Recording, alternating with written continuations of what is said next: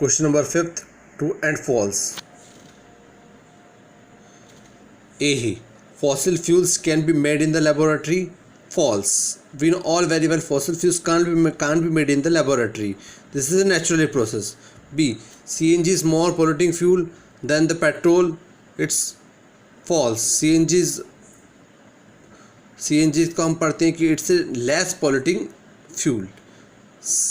C. Coke is almost pure form of carbon.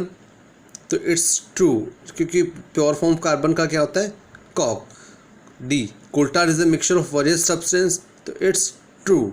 Last है kerosene is not a fossil fuel. तो it's false. We know all very well kerosene it's also a fossil fuel. So it's a false. Question number 6. Explain why fossil fuels are extractable natural resources. Fossil fuels को हमने एक्सट्रेशेबल्स क्यों बोला है कि वो एक्सट्रेशेबल natural resources है. तो fossils are limited in nature because it's are limited in nature क्योंकि ये क्या बहुत ज़्यादा लिमिटेड है and are liable to be exhausted by different human activities. और डिफरेंट ह्यूमन एक्टिविटीज़ के थ्रू क्या हो रहा है ये एक्सट्रेशेबल हो रहा है. So that are called exhaustible natural resources. Question number 7. Describe characteristics and uses of coke. Coke के कैरेक्टरिस्टिक्स और यूजेस हमको बताने. Coke is a tough, porous and black substance. It is almost pure form of carbon. Almost pure form of carbon क्या होता है? Coke. Okay. Coke is obtained by heating soft coal in the absence of little supply of water. ठीक है. अब कैसे इसको हमको मिलता है एक्चुअली coke मिलता कैसे? तो obtained heating soft and coal is absence of little water. Call के थ्रू हमको कॉक मिलता है अगर हम उसको हीट करते हैं. ठीक है. और अगर इन द एब्सेंस और लिटिल सप्लाई ऑफ एयर अगर बहुत क्वांटिटी में इसको एयर मिल रही है तो उसके थ्रू क्या हम इसको ऑब्टेन करते हैं. It is use in the manufacture of steel and the extraction of many metals. हम इसका यूज़ कैसे करते हैं? मैन्युफैक्चरिंग ऑफ स्टील का मैन्युफैक्चर करने में और बहुत सारी मेटल्स को एक्सट्रैक्शन करने में इसका यूज़ करते हैं. Question number 8. Explain the process of formation of petroleum. ठीक है. अब पेट्रोलियम को फॉर्मेशन की प्रोसेस क्या होगी? तो petroleum occurs deep down into the between the layers of non porous rocks.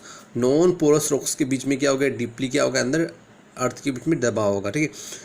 Crude oil that is petroleum is found by the decomposition of animal and plant remains over millions of years under the earth natural.